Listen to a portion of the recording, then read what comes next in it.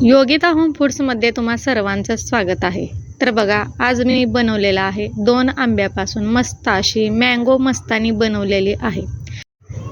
तर जशी गाड्यावरती मिळते त्याच पद्धतीने आज आपण घरामध्ये बनवलेली आहे।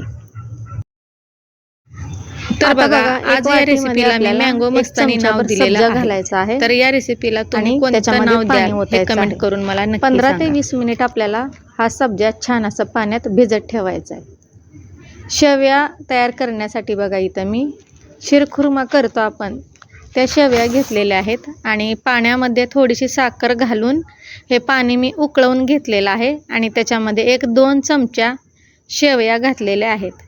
इथं आपल्याकडे तांदळाच्या शेवया नसल्यामुळे मी इथं शिरखुर्मा करतात त्याच्या शेवया घातलेल्या आहेत आणि तुम्ही बघू शकता शेवया छान असं 5 मिनिट शिजवून घेतलेलं आहे। तर बघा, शेवया शिजल्यानंतर थंड पाण्यामध्ये आपल्याला या शेवया काढून घ्यायच्या आहेत, कारण या शेवया एकमेकांना चिटकू नये। तर बाहेर गाड्यावरती बघा पांढऱ्या शेवया असतात आणि ते तांदळाच्या पिठाच्या शेवया असतात। तर आपल्याकडे तांदळाचं पीठ नव्हतं त्यामुळे आपण शेवया काय केले नाहीत। त्यासाठी बघा इथं शिरखुर्म्याच्या शेवया आपण वापरलेल्या आहेत आणि हे खायला पण पौष्टिक असतात। थंड पाण्यात घातलं की बघा हे छान असं मोकळे होतात। तर आता आपल्याला पुढची स्टेप करायची आहे आणि हे शेवया या पाण्यातून काढून घेऊया। तर बघा, आपल्याला इथं मँगो मस्तानी करायचं आहे। तर त्यासाठी बघा इथं 2 हापूस आंबे मी घेतलेले आहेत, पाण्यामध्ये घातलेला आहे। स्वच्छ असा हा आंबा धुवून घेऊया।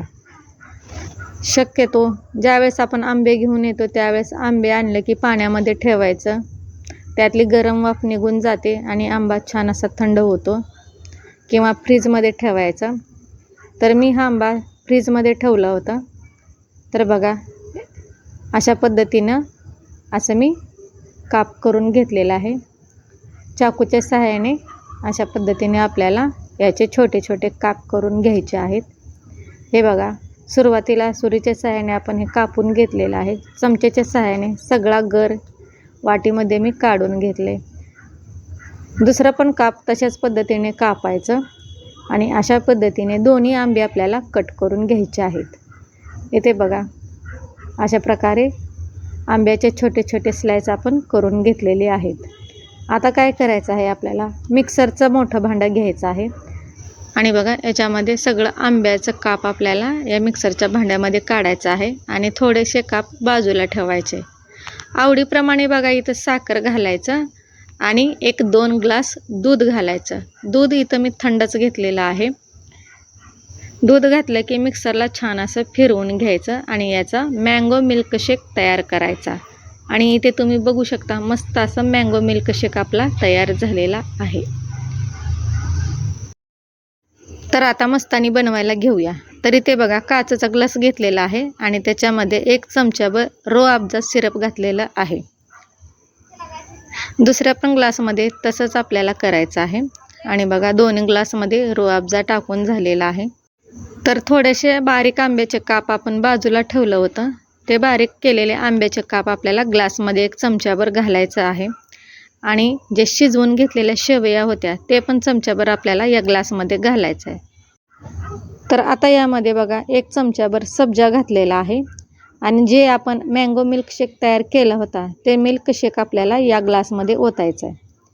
आता यावरती बघा परत थोडंसं सब्जा घालायचा आणि 1 चमचाभर रोअफजा सिरप ओतायचं आणि आपल्याकडे आईस्क्रीम नसल्यामुळे मी इथे बघा कुल्फीचा वापर केलेला आहे। माझ्याकडे कुल्फी होती त्यामुळे मी कुल्फीचे छोटे छोटे काप केलेले आहेत आणि हे कुल्फी ग्लासमध्ये घातलेलं आहे। वरून थोडंसं मिल्कशेक ओतलेलं आहे बघा आणि परत एकदा 1 चमचा कुल्फी घातलेली आहे आणि आंब्याचे थोडेसे काप घालायचे। तर दुसऱ्या ग्लासमध्ये बघा तसंच केलेलं आहे। चमचाभर सब्जा घातलंय, 1 चमचाभर आंब्याचे बारीक केलेले काप घातलेत, 1 चमचा शेवया घालायच्या, थोडासा रोअफजा घालायचा आणि मँगो मिल्कशेक घालायचा। तर बघा मिल्कशेक टाकून झालं की परत त्याच्यामध्ये थोडासा आपल्याला सब्जा घालायचा आहे। सब्जा घातलं की 1-2 चमचे बरं बघा इथं कुल्फी घातलेली आहे मी आपल्याकडे आईस्क्रीम नसल्यामुळे आपण इथे कुल्फीचा वापर केलेला आहे. मी मगाशीच सांगितले तुम्हाला. तुमच्याकडे जर आईस्क्रीम असेल तर तुम्ही आईस्क्रीमचा वापर करा. तर बघा, कुल्फी घातल्यानंतर परत एकदा आपण मिल्कशेक घातलेला आहे आणि थोडासा रूअफजा. तर बघा इथं मस्त असं दोन्ही ग्लासमध्ये आपण वरून रूअफजा सिरप घातलेला आहे. तर अशा पद्धतीने आज आपण मस्त अशी मँगो मस्तानी बनवलेली आहे बघा, घरामध्ये साध्या आणि सोप्या पद्धतीने. आजची रेसिपी तुम्हाला कशी वाटली कमेंट करून नक्की सांगा. व्हिडिओ आवडल्यास लाईक करा, चॅनलला सबस्क्राईब करा, शेअर करा, बनवून बघा. धन्यवाद.